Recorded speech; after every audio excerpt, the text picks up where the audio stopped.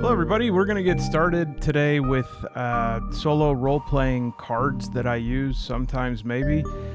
And, as many as I have here, I just know that it's only a matter of time before I need some more. And for my playing card purposes, as well as all of my new, used, out-of-print, rare games, I go to Noble Knight, not only because they sponsor this channel, but also because they're the best game distributor in the United States, and they'll ship anywhere in the United States for free if your cart has over $149. They do international shipping. They'll also buy back your games. I'm going to be driving up there in a few weeks for their in-person buyback days, and as usual, I'm sure I'm going to get a great price for exchange. While you're there doing that, they also pay 70 cents on the dollar for your gas. I think you have to be within a certain range, so sorry anybody who is in Lycée. So there's a link below. It's an affiliate link. If you click through there, part of your purchase, proceeds from your purchase will support the Standalone channel, specifically the Standalone Honeymoon. Let's start the show.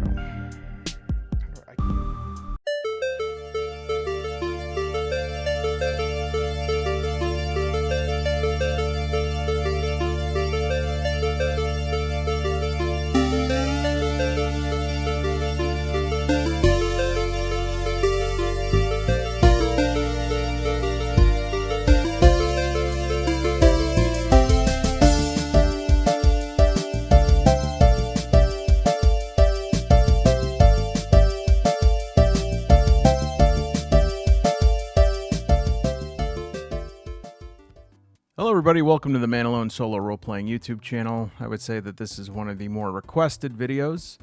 I have been dreading it, really I have. It's not because I'm not interested in cards, it's just in order to make this video I have to do this. Like what you're seeing here. So I promised myself that I would do it like next time that I had I was rearranging stuff and I got a new storage box. So I said, all right, let's just do it. But first things first, a couple of caveats. Number one, obviously I don't use all of these cards every solo session. And in fact, I don't use most of these cards frequently. This is also, believe it or not all of my cards because, and this is probably fairly obvious, although there are some game-specific cards here, there are some cards tucked away in starter kit boxes, board game boxes, and then honestly, there's a box of about 4 or 5 decks that it's just gone. It's gone, and this happens to me from time to time.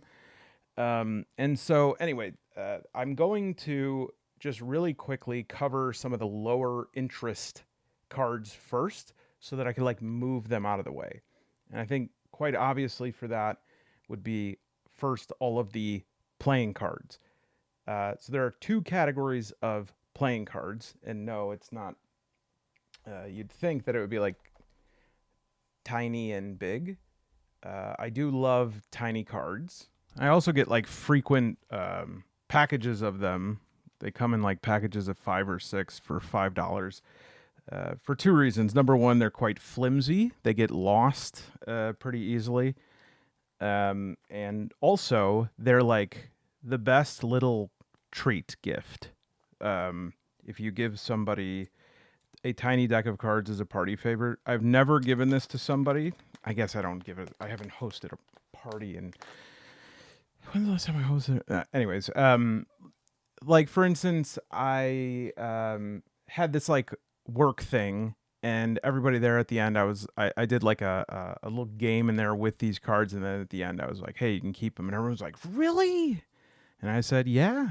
And they were like, oh my god. And I was like, they're 50 cents. Anyways, with that, we can't be spending that amount of time on each of these, and especially not tiny cards.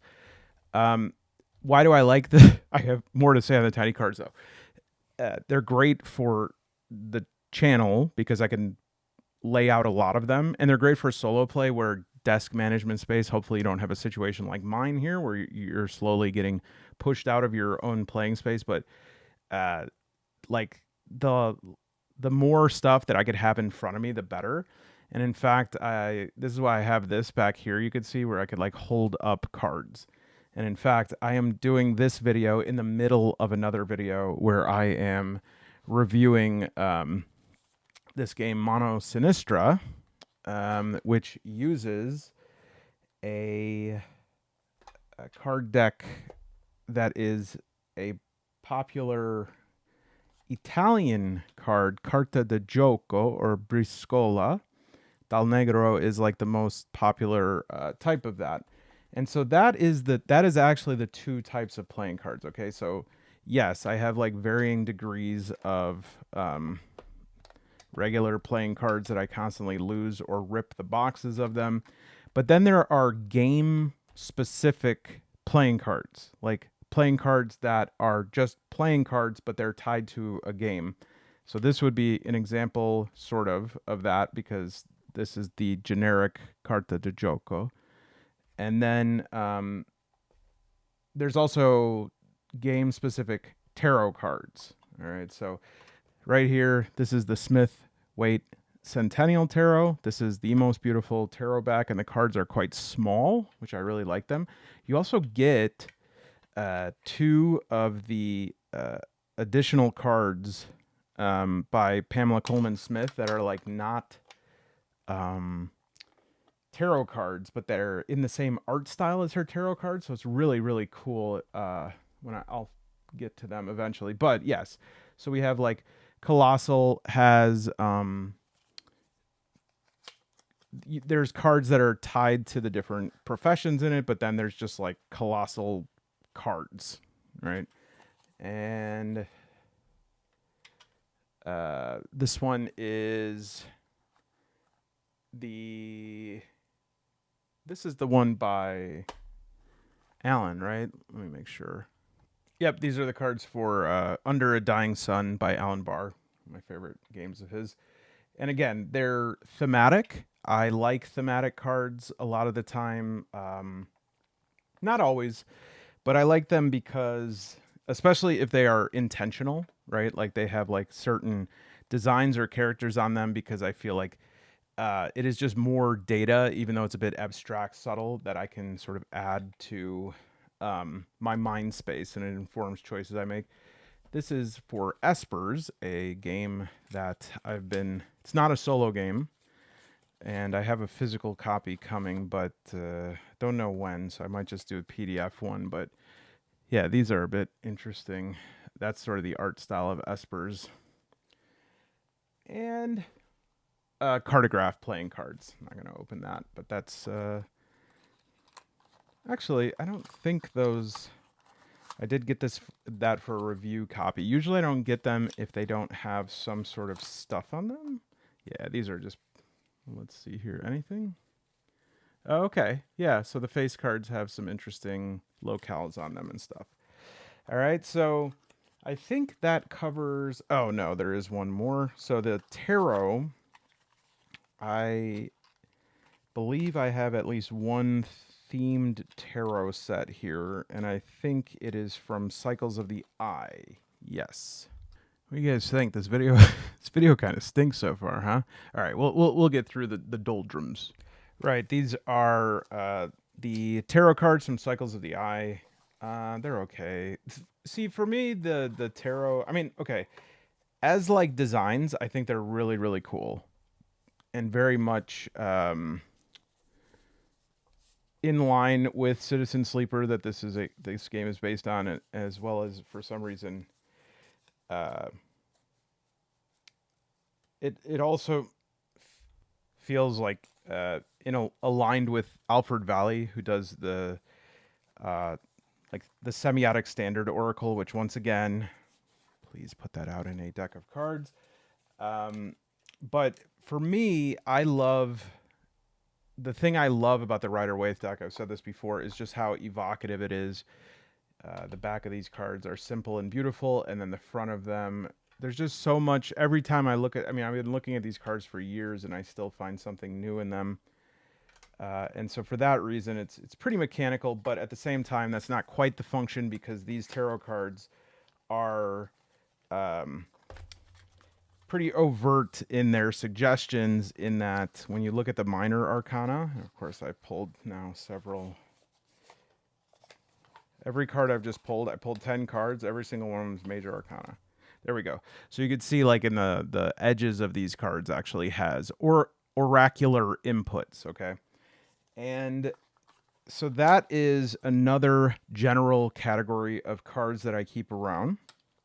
But this is a subcategory. So that this is probably the most one of the two most common types of cards is oracle cards. The other being, I would say, map cards. And for oracle cards, the subcategory of them is game specific oracle. So for instance, like the deck of signs, this is for use with Tales of Argosa. And I think it's actually a great, like, quick and dirty oracle.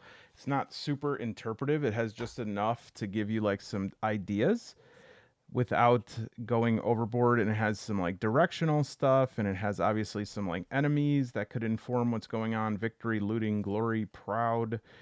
I think those are great, and I can use the deck of signs with like multiple games. I use this one far more than I do use the Citizen Sleeper or Cycles of the Eye one. And then there are the Illuminated Playing Cards by Caitlin Keegan, I would say, are the last ones. Here, I actually was going to use these on the last video I made, except I needed more space, so I did use the smaller cards, but please hold. Love making this video. What I like about the Illuminated Playing Cards, BB got me these, is that there are two sets of them, and if you combine them together, separate, they're each a playing card deck, but if you combine different pieces of them, they're also a full tarot deck. And so I think those are really great in terms of versatility, and they're extremely beautiful, and there's a couple different like games and stuff that you can play on the inside. Not too expensive either. All right, so that clears our playing cards, our tarot cards. We're going to, because I'm working to just like clear this space.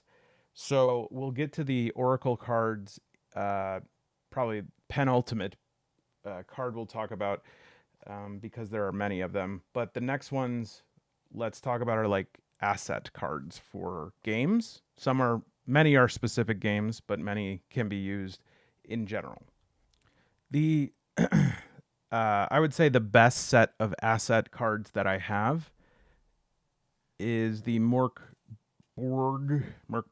by New Year's Studios. I don't know what it is now, but this was one of the best priced things I ever got, and just it's one of those things where you remember, oh yeah, most everything is overpriced. Like no matter what people tell you, like, oh, you don't understand, like we had to pay dude, these were, I'm gonna look this up. $35. Let's like one day I want to do a video called "What Can I Buy with $35?"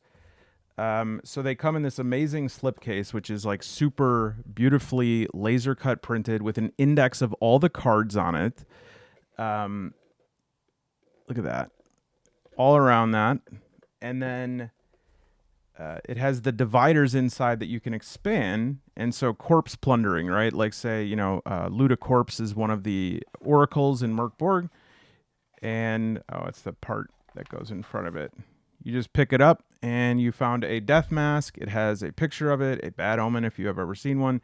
Death mask of one of the PCs. You decide who that is. And on the back is all of the item info.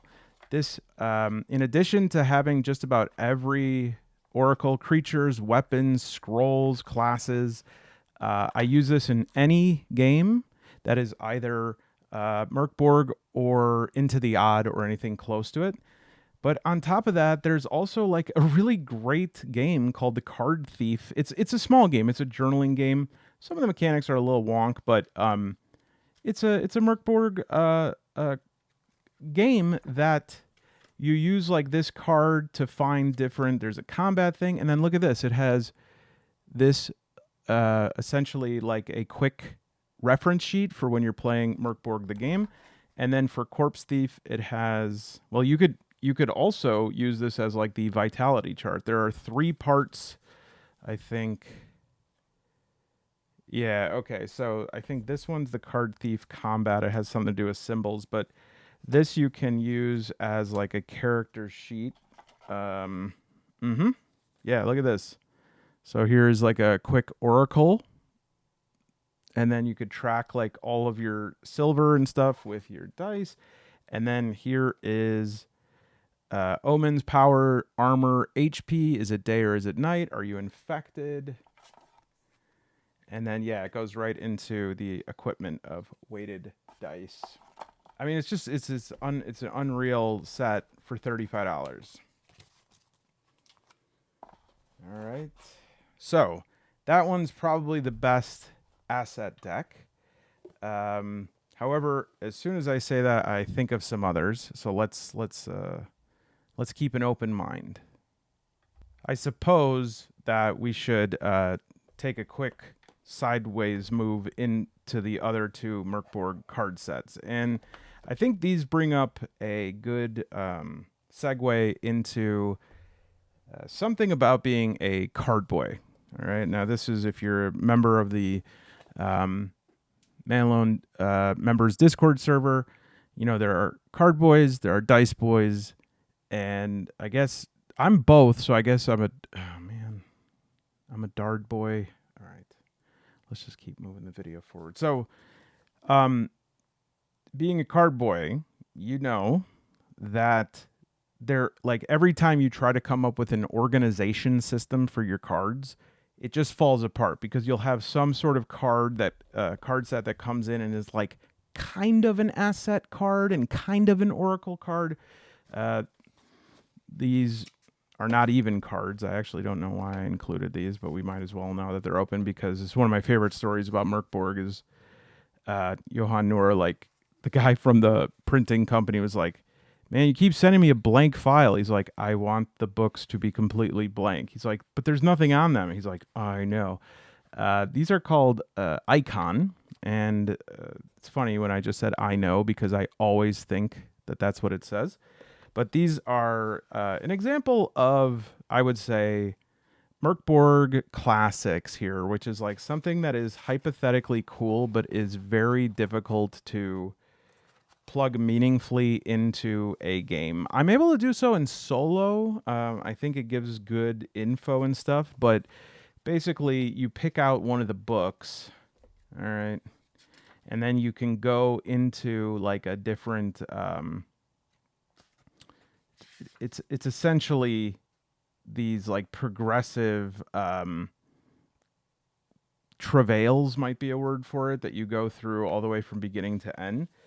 Again, we're not going to make this into a Merkborg thing, but sometimes style overtakes substance, and so it's like there are certain things that are totally metal. I'm dealing with that right now in this game that I'm reviewing, Mono Sinistra, which is the one with the Carta de Joko. It's like, it's very, yeah, and it's okay, this doesn't really work though. And I think these cards are a good example of that, because they're like campaign enders just to have a funny thing. Portents of the Degloved Hand, I would say, is the same. These have interesting card decks in that I love this. You pull them out, and they are different types of portents, and your players can, you have disease, destruction, death, and disaster. And as you pull, this is, by the way, like a little, this turns into a dice box, and it has these D2 dice that, oh, this one I guess is a D2, and this one's a D4 that you roll. It says disaster, disease, death, or destruction. And each of these cards, you could pull it out, and it gives someone a portent. So this one is Never twice. A bolt of lightning strikes one enemy. So it's kind of like a grab bag. You know, it could be good, it could be bad, it could be good for a while, then bad. One of your eyeballs erupts with a bolt of lightning. But mostly, again, as with a lot of things, now this is Exalted Funeral, but I would say they're like Merkborg's cousin at this point since they put out so much for them. The design, it's hard to resist a lot of these things just because it's like, you know, it's so nice. Plus, you can I forget which way it goes, but I think it's like, yeah, there's the instructions. You can go like this and make it in. I forgot how to do it, but you can make it into like a little dice tray. Maybe, I don't know. Maybe it's this. And the instructions are written all around it. Now, what I will say is I enjoy in here, and I appreciate it that there are some like solo player options written on the cards, and I don't think they're that expensive. Okay, so these are just my homemade cards. I'm terrible at them. I need help. I'm bad, and yeah, I'm just so bad at lining things up. But I think, yeah, recently I made some for Colossal. That is asset cards for 2d6 dungeon. And I think I usually will sleeve like a bunch of reference cards like this at the top. And then I think a lot of people would be surprised about this, but there was a YouTube channel that I really liked. I haven't seen an update from them in a while, but they were great. Gray Army Gaming, are you still out there? Because there was a whole thing, I think, on using Magic the Gathering cards as Oracle inputs, and they're very good. I mean, there was a whole system. I'll usually just like pull one out for flavor, because that's why I quit Magic, because nobody cares about the flavor of anything, and some of these cards have like the coolest things written on them ever. But there's a lot on an MTG card. There's a symbol, there's a picture, there's flavor, there's an effect, there's numbers, there's even like down here whether it's common or rare, etc. So I do use those often. I don't think I've ever used them on a video, but maybe I will. Maybe I'll show you a little bit more of that, because to me that feels like I love using working class oracles that are just like, yeah, this is like it. I use it because it works, right? This is for Tiny Dungeon. I've not used these yet by Gallant Knight, Alan Barr. Actually, I should play Tiny Dungeon because I did get these cards. They're still like wrapped up here. So these ones are enemies and these ones are items. Those are available on drive-thru. These ones, post-apocalypse loot deck. These are not tied to any game. Actually got two sets of these by accident, so I'm giving some away for prizes for stuff. Well, I'm giving the whole deck. It's not like I'm sending somebody one golf club card. This is for Hobgoblin. I think I have a card deck for Yavsaga somewhere around here as well. But usually game-specific cards I'll hold off on. I can show you how I handle those at the end, but I don't think these are assets, but I'd really love to play Hobgoblin. It's by Electi Studios, who's at, what's his name, Mike Hutchinson, who does a lot of cool games like Gaslands and stuff, miniature games. Gaslands is a mini game that you can like build your Hot Wheels cars. Aside for a second, these I use very often, and I think you'd be, if you haven't seen a video with these, you'd be surprised. I have no idea how I have so many. These are compatible with Troika, but I don't think I've ever used them for Troika. This is one of my favorite systems when I don't care about balance that much. So say that that's me.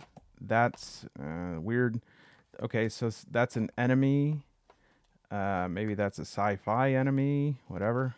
Say there's 3 of those enemies, and then there's me. I'm very fast, so I have 2. And then I have a compadre with me who only gets 1 because they're a companion. And then there's certain cards. You could see there's lots and lots of different things. I think that's the one. So the way that Troika will do initiatives, so yeah, there's different boss stuff. You could add different effects like this. These ones, I got a lot of these like little enemy cards. It's good to balance like big combats. You could use these for a lot of different things that I'll show you. But essentially what you do is it's a great way to weight or balance initiative when it's a bit weird. So we'll say, okay, here's me. I'm a solo player, and because I'm a solo player, I get 2 initiatives, and then I have a companion, and then I'm fighting 3 of these monsters, and one of them is a boss. Okay, and because they're a boss, they're gonna get like an additional initiative card. We'll use this, a hovering eye. So I have 2 minions and a boss. All right, and basically you just shuffle them, and then you flip for initiative. All right, so that little guy goes, and that little guy goes. Then I go, then I go again. Then my companion goes. Then Mother Brain. Then Mother Brain. Now, this one is fun as well sometimes, but I think for those who are like too invested in these, no, I shouldn't say too invested, are more invested in, you know, I want my choices to always like in as much as possible, I want my choices to be reflected in the outcomes. Probably won't like this, but you can also slink in the turn thing where you basically start the round, and this is just as like to create this feeling that and this I believe this is rules as written, Troika, to create the feeling that like a round of combat's chaotic. So it's like, okay, my companion went, the turn is over, and then I reshuffle. Okay. There's also I've used this ad hoc for things like, and this is the reason I got a lot of these, because in addition to enemies, you'll see that there's other stuff here that you could use in combat. This could be a crit. And then there's also things throughout it that are not quite attack. You saw the this, right? These are things that I could gradually use them as a dungeon crawl and just flip the cards over for different encounters. It works really well for that too. These are available. I believe they're still available on drive-thru. Pretty cheap. Each time I order them, I think they're like $8. I use those very, very often. Very often. All right, so asset decks. Oh, this is another great game-specific asset deck, obviously, because it is from the actual game, Fallout. It has all of the special level up ones. I think it's missing 2 or 3. And I thought that this was a nice on-brand Boomzooka. That feels right for Fallout. Okay. And game-specific cards, I will do those next. Actually, I'll do those in 2. So one that I want to get out of the way here. These are actual games. These are not all cards. This is one of the best micro games ever by Jason Glover. It's Tin Helm. It's a tiny version of Iron Helm. It's a great travel game. It has like the little cards. I don't want to take it out because, but it has everything you need to do like a dungeon crawl. And Iron Helm is one of the best. It's just like one of the best card-based games ever. And I did an Iron Helm video a long time ago, maybe 2 years ago. People don't, I don't know, maybe now people do. Do people want to see like card and board games, or do they want me to stick with RPGs? I'll play them no matter what. It's just a question of like, do you want to see it on camera? Dungeon Solitaire. This is actually a really, really good one. I finally played it about a month ago, and it was really fun with Devil's Playground. And this is just a game that when you start reading the instructions, you're like, Mamma Mia. And then you get through it and you're like, oh, actually, that all makes sense. That's a really good rhythm. This one, I have not gotten through it, not for because I'm not interested, but because I just didn't fully get it up and running. I don't know. I haven't played this one yet. Cassette Dungeons, and I'm mad because I took these out to look at it and they don't go back in. Looks kind of interesting. It's a cassette. Very cool. But yeah, this one is Micro Chapbook. So Micro Chapbook has a bunch of actual chapbooks, and then it has a game. And I'll tell you why a lot of these like ticky-tacky that's kind of mean. I didn't mean it like that, but littler sort of card game things is because when I have some money in my drive-through account, and it's like, say I have like $12 or something from a sale, and I don't want to, you know, I just want to treat myself instead of waiting for that and paying the transfer fee to PayPal and everything. I'll just look on there to see if anything is cool, try out different people's games. That's how I find a lot of random stuff. But yeah, sometimes I'll buy some of these card games. So those are all the games. There are more than that, but that's just, there we go. Another category is, I would say, like game creation stuff. I am going to put boons and banes in there, not because it's intended that way. This is actually, how do you say it? Ginny die, Ginny D. I don't know. Last time I said it in a video and people were like, oh, I don't care. This is really nice for, I think, like $20. This is one of those, Target, or, like the book section in Target will have this stuff. I don't know what it is, but any of these Game Masters, whatever, I've never really used any of them. I don't know what it is. I'm curious, have any of you used them? When I've looked through them, I used them for a video one time, I think, to generate some names, and I'm like, wow, this is really good stuff, but something about it feels like quite tepid. And it's not really fair, especially this one, the art on the Boons and Banes deck. So it comes with this booklet, fantastic. But the issue with decks like this is, like, it's too much. Like, it's too much to introduce this into my game. I can't take this much. I can't take. This is like, if I pull an Oracle card and it says, acidic, lovely, that's great. But if I pull a card and it says, you develop an intense craving for the blood of the living. The first time a creature within 5 feet takes slashing or piercing damage, you feel the compulsion to taste its blood. At the beginning of your next turn, you must succeed on a DC 17 Wisdom saving. And so it's very fitting that this is like the design on here, because when it says acidic, that's a nice little fairy dust on my game. This is like a meteor hitting my game. I go, I don't know. And so I think what it is with these and with a lot of the books is, you have to be a certain type of player. You have to be a certain type of player to be open to that level of input. I just want someone to I feel like I love my brain, but it is a car that, it's like your buddy's car in high school that you have to run with a foot outside of it to, like, get it moving, and then it will start. And then when it starts, I think I have like it's a race car, but it can't start without us both pushing at the doors.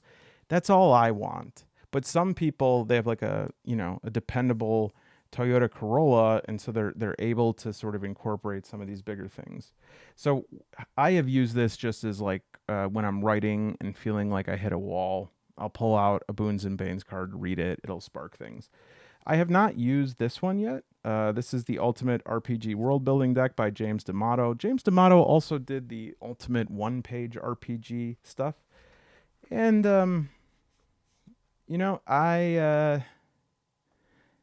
I'm really, really trying. I'm really trying right now. I'm really trying to, like, let the ideas of others in. This is Foundations, a solo world building game. But I struggle with this. I struggle with this, and I think part of it's probably like ego. I'll start going through these things, and then it'll be like, oh, there's a big mountain. Whoa, what's that mountain all about? And suddenly I'll be like, I don't need James D'Amato to talk me through a mountain. But I want to, like, I want to be that person, because it's actually not ego, it's attention span. I just start thinking of something else, and then I go off into that direction. But yeah, this is to create and customize your own game world. So to tell you though which of these world building tools I actually use is this janky weird thing that I got. All right, so this actually makes me glad that I decided to do this. So these cards right here are by a company called Amagi, Amagi, and there's a couple people that publish under this, but I think the main person is Levi Cornelson. Hey everyone, brief little interlude here. You could probably hear that my voice changed. It's because I am recording this in post-production. The remainder of the video, I decided to put on some music. Big mistake. Now, when I do put music on in a video that is not expressly like public domain, I make sure that the artist allows me to. I either reach out to them personally, or there are several wonderful threads on Reddit where people will kind of say, hey, I am looking for some music that I could put on a YouTube video. This is not me, just like a random person. And I have a thread specifically that I go to that has really great dungeon synth stuff. And so I chose one of them today that sounded really great. And as I posted the video, this person or this band, I don't know, who was like, you could use any of our music. Copyright, schmoppyright. Turns out they must have changed their tune because my video was copyright struck. So I guess it's fine, and I will make some changes here anyways in terms of how fast I go for the rest of the video, because I did carry on a bit. But I'll speed up the video a little bit, but it will be voiceover from here on out. Hey everybody, it's Future Malone. I hope that the difference in volume was not too startling. So what we're looking at right now is a document from Amagi Games, is the name of the publisher. Incredible resources available on DriveThruRPG. Something about how this, I think it's several people, but it's mostly one dude named Ivan. I'm making that up. It's mostly one dude, and just the ability to explain very big concepts in tabletop role-playing in very simple ways. This document, which I believe this one is free on there, it's a 28-page document where you say, here you go, this explains what tabletop RPGs are, and it's just the best explanation of it. So this deck of rules, which I really like that he calls it a toy, it has every possible, I mean, I guess not every possible, but just, I would bet close to 100 categorized components of a game. And whenever I feel stuck in game design, I will go through it. Rarely do I use specifically like anything that is found in these cards, but it will do two things. Number one, it will jog my memory and be like, oh yeah, arrays. Like I don't have to have my characters choose, roll each stat. I could just say, here's a 2, a 0, a 1, and a -1. Put those on your stats. The other thing it does is it widens the window of acceptability, or it makes us wonder about like, why can't I use that mechanic? For instance, one of the mechanics that I always pass by on here right there is the ante up. And I say, why don't we see that more often? You know, like,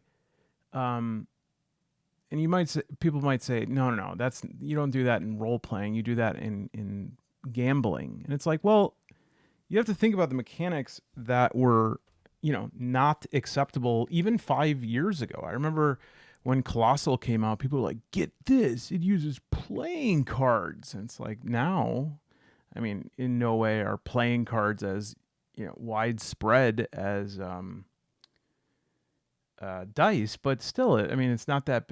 I have two games in front of me right now: Mono Sinistry and Espers, that are primarily using card resolution. So I think it's just good, a fantastic thing to just have to your right, to your left, and then again, there is another printed deck that I will show you towards the end. That is probably my most used Oracle resource, and I will save that for the end. And you might be surprised, but it's the one I use the most often. All right, let's skip ahead. I think I'm gesticulating. I don't know if I can.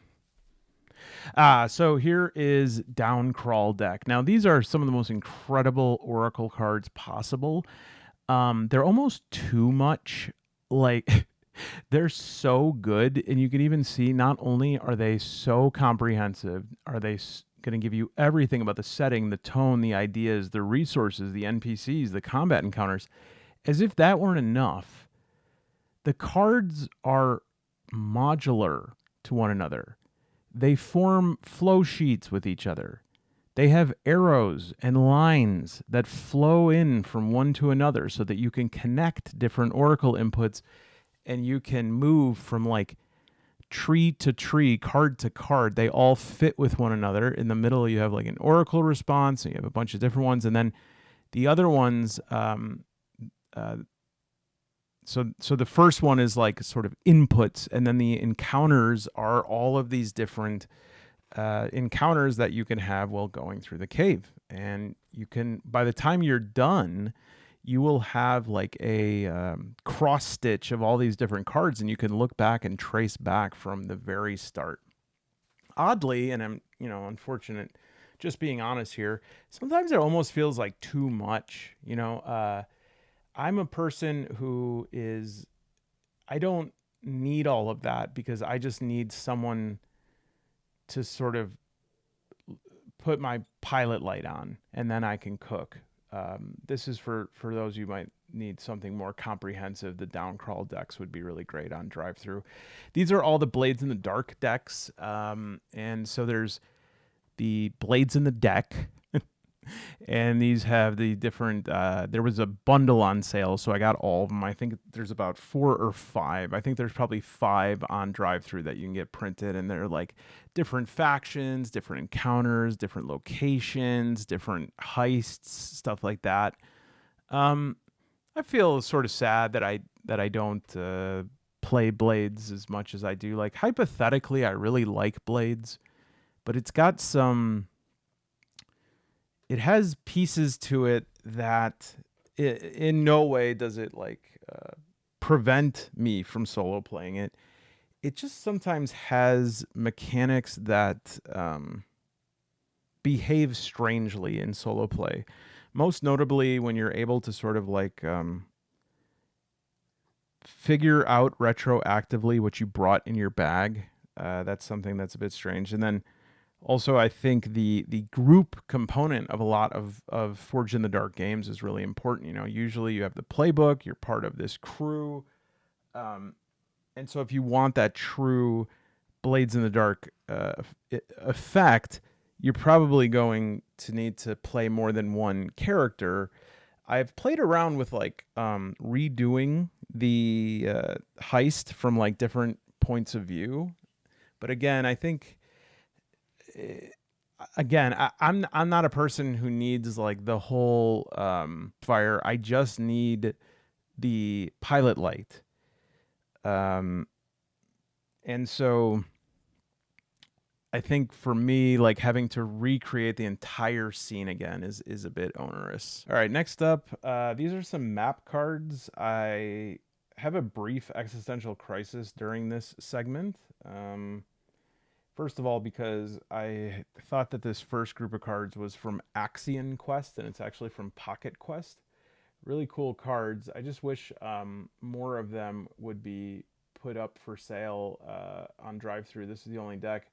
Then again, like it's a strange composition. It looks like it only works for that game, because the hexes are not really sized for, oh no, it's not Pocket Quest. Pocket Quest is the competition that Drive Through has, right? See, look at this. I'm even getting it wrong again. Well, whatever it is, it's on the front of the card there. Yeah, this is the existential crisis I have where like I always talk about how much I enjoy these. And I say, it's isometric, and so that I don't usually use them for the actual map, but it has really cool writing on the back, and the pictures are really vivid. I say, sometimes when I zoom into them a little bit, I like get a little confused, because it is just because of the perspective. And then I looked at that while I was talking about it, and all of a sudden I saw on the card that like there was a stairway that didn't go anywhere. Like it was just a stairway to the same floor. And I was like, oh, maybe this level is like an MC Escher level or something. And I looked at the next card and it was like that. And then the next card and I was like, I think these were made with AI. And so I'm searching through this guy's whole library trying to find other stuff. And, it was repeatedly stated method not chosen by creators. So when you publish something on drive-through, they're like, you need to tell if this is made with AI. And so I don't even think they let you do this anymore. But if it's from a certain point in the past, you could just not choose anything. That's not a great sign.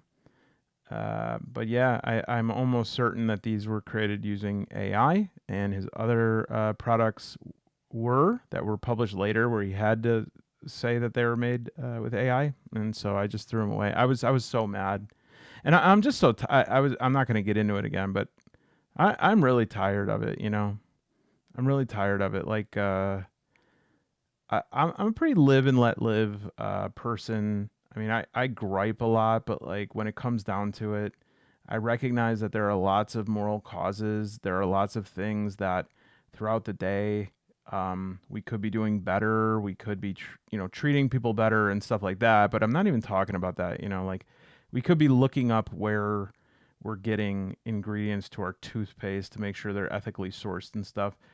And so if a person doesn't necessarily like have a strong position on use of AI, um, I think that like the individual user of it, I would say it's not good.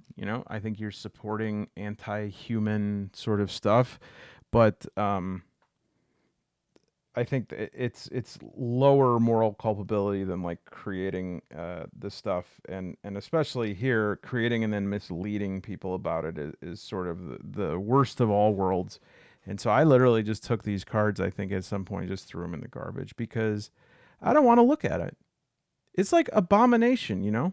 It's abomination. It's we are actively courting our demise, and we are um, asking it to make us a birthday invitation.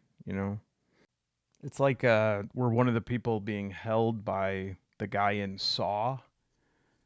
It's like you have 1 day to decide if you want the bear trap on your head to go off. And you're like, hey, sorry to interrupt you.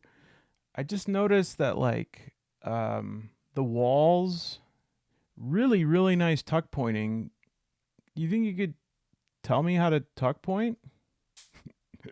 Yeah, like we're being mugged, and we look down at the person's arm as holding whatever weapon up to our face, and we're like, wow, I love the line work on that tattoo. Did you do that? Where did you get it done? All right, I gotta stop because I get upset about this. I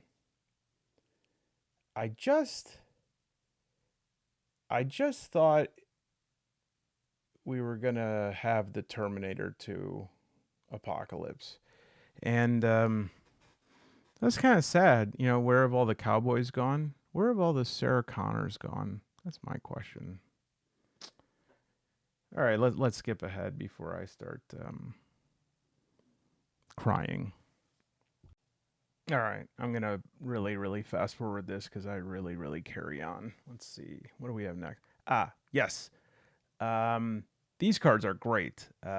These are the Delve deck, and there are two other ones that right after I made this video, I ordered them because there's ones for overland travel, and I think like a slightly like shadowed realm crawl. Uh, perfect Delve decks in terms of the um, maps are great, and each pack comes with like honestly, it comes with enough to other than a combat system. Like you could probably play a very fulfilling 10-year campaign just with one deck. Wow, that's quite an endorsement that I just gave. Don't let me do that. All right, this one is from '01. This one is even better. So these I shouldn't say that. They both have their strengths. These ones are fantastic. They're tarot size and they have different themed maps and they are from '01. And I actually got something that's like a town builder from them, and I searched far and wide to make sure that they were not AI, and they are not. They're all hand drawn. I'm very glad I tracked that down. Oh, I gotta see if the music is playing here because I want to play the original thing for this. This was so funny. Nope, that music was playing over it. Damn it. All right, I'll try my best. So this is Deck of Decks. So just think about the audacity of that. It's like calling your game RPG game of games. It's actually pretty cool. This, I don't know if this is AI. It's the only thing this person has created. I want to say this dude, it has to be a dude. The dude energy here is off the charts. Um, it's a company called Furlbog Studios. Look at these cards. They look like he photocopied. I think that's Charles Manson up top in the top left there. And then some of the pictures are so bad, like it'll just say like wand of cleaving, and it's just look at some of these are so okay. I gotta slow this down. What the hell? There we go. Yeah, it's just like oh, they're so, and they all have this kind of like what's that called when there's like that rainbow sheen on everything? You see that? There's like there's also tons of Oracle results that just say Donjon, which I don't understand. Isn't Donjon that like like 5e generator site? Like right there in the middle, he called that prison a donjon. Another donjon. What is a donjon? That's an actual like dictator in the middle of that card. Oh man. By the time I was done, I was like, actually, this deck is so hilarious.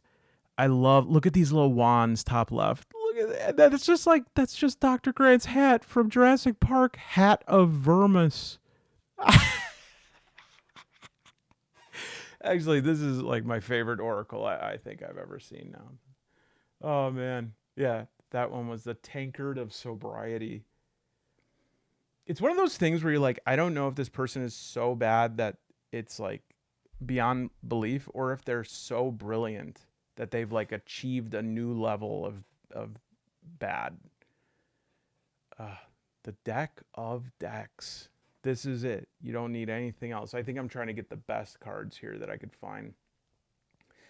Yeah. Oh yeah. The pipe of monsters. The bag of dust. The pipe of yeah. Oh man. I when I was done, I was just looking through these and I was like I do not laugh by myself and I was just dying laughing. Deck of decks, check it out. Furlbog. And I was like, "Oh, is that Goblin backwards like in that movie?" And I was like, "No, that's Neil Bog." All right, so these are all the Game Master's Apprentice decks. They're it's not all of them. I have them in this poker shoe and I put whatever ones I don't know why I said it like that. Shoe. So like the last one I was using was like the Age of High Seas or whatever. I also have the general one, which they just re-released right there. And then there is Cyberpunk one, Fantasy one. There's Cyberpunk. Sorry, I didn't get a good view of it. That's fantasy. Yep. And then I have a sci-fi one. They just come out with a post-apocalyptic deck, and I was trying to brainstorm like what other one they could do. They do have a horror one. They actually have two horror ones. Like one is like demon hunting. They might even have three.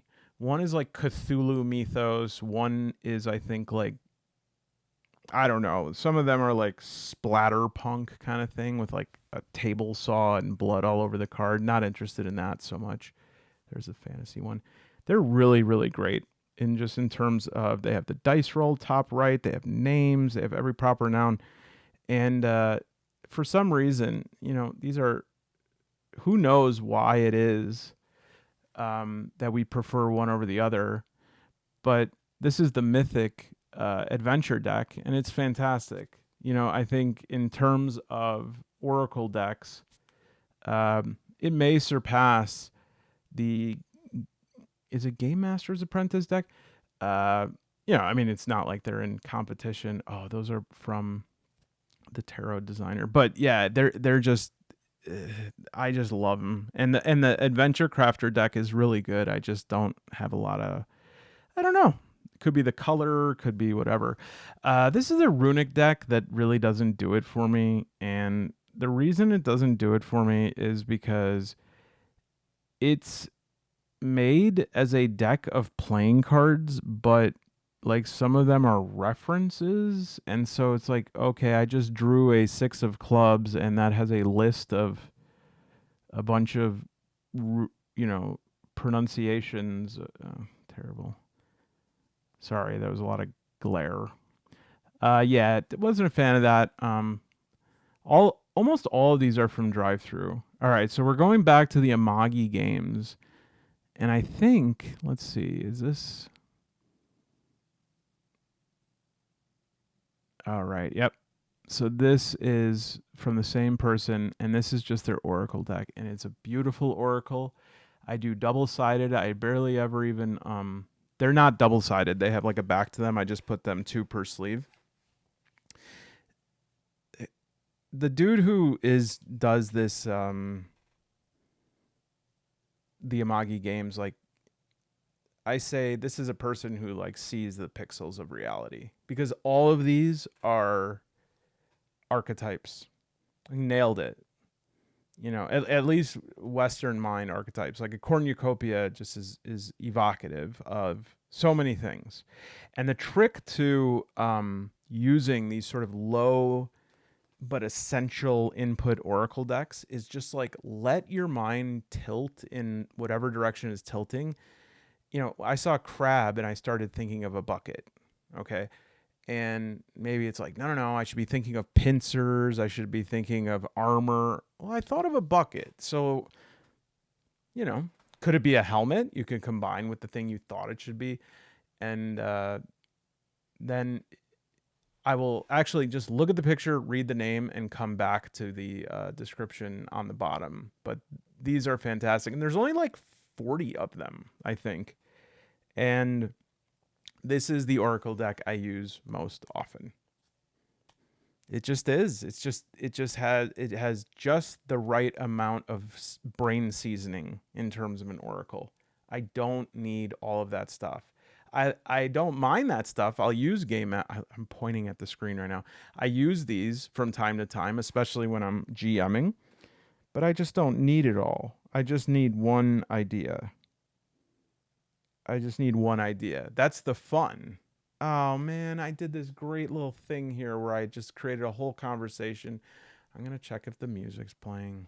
Okay, yes, it does have the music over it. I don't know why I didn't, but I was just going through it, and I was demonstrating the way that I use this Oracle deck, and basically like went through an entire ream of them and told a story about how I was on a date and we ran into the person's ex, and this ex used to be a friend of mine, and I was dating this person because I was always competitive with this guy, and now I saw him and he was really depressed, and not only did it make me feel bad for him, I used to hate him, but now I'm also like, geez, I'm only with this woman because I was competing with him and I don't even like her. And I was hot dogging it, showboating it a bit, just as a means to demonstrate that I think that sometimes when we have too much Oracle, we start getting dependent on it. And I used a pretty bad analogy that I will now repeat, even though I have the option of improving it, many times over. Just be true to it. It was when I was like a kid, my dad would come home from work and he would watch baseball, and he would say his neck hurt from work. And so he started wearing one of those like neck braces that you wear in court if you're trying to prove that you have cervical spine injury or whatever. And he was like, "Yeah, it's comfy. Like I can just keep my head up because it feels like I have pain just from keeping my head up." And then he can't, to this day, he cannot watch television without that thing on. That's what too much Oracle is like. You want to bring yourself to a place of more independence, more individual thought than like more Oracle use. Finally, this crate here is all of my game-specific cards. So we see all my Free League cards. These are all Ironsworn, Starforge, Sundered Isles cards, 2d6 dungeons in there. Mutineer Zero, Vaesen. I think I point out, what is these? All right, these are all the Ironsworn, Starforged, and then I go, wait a minute, where's the Sundered Isle one? Did I put it in here? Oh, they're right here. Okay. Colossal. Yasuga. Yeah, so those are the wargaming ones. I do really want to play 5 Leagues from the Borderlands so bad. I think I might do it. I think I might do that video tonight. When I'm going to finish this Mono Sinistra video, and then I'm going to do it. That's pretty much it. I go through the Vaesen cards, and I talk about how the Forbidden Lands card box is like the cutest thing ever, even though I have, some grievances against the Forbidden Land starter set. No dice. But this box, it's so cute because it's like a mini version of the starter box. It's even like a slipcase. And it's just quality, man. I wrote a post while I was on a break from recording this video, and it's like, can we get some more Forbidden Lands, because that game is amazing. And okay, this is Twilight 2000. These are really useful. I recently bought Urban Operations, and I'm going to try to play a Twilight 2000 campaign at some point. It's a bit crunch, but I've heard that once you get into it, people are okay with it. There's the Mutineer Zero cards. I love Mutineer Zero cards because it's all junk. That's the best part of MYZ, is like there's a D1000 table of junk. And so it's like sometimes what you get is really funny. Sometimes it's like really useful. Here's the Forbidden Lands box. Look at how cute. Ugh, wonderful. Although I can't find Grudler, who was my horse that I had on that campaign, who was like the worst companion animal of all time. I think he was only able to run backwards. Well, this video was about half of as exciting as I wanted it to be. I hope it was helpful. I hope you're able to see the different types of cards that I use. I don't use all these cards all the time. In fact, I'd say that I use 10% of the cards 90% of the time. Nonetheless, thank you, everybody. And sorry about the video, and I hope that you have a wonderful life. Maybe this was the last one. Bye.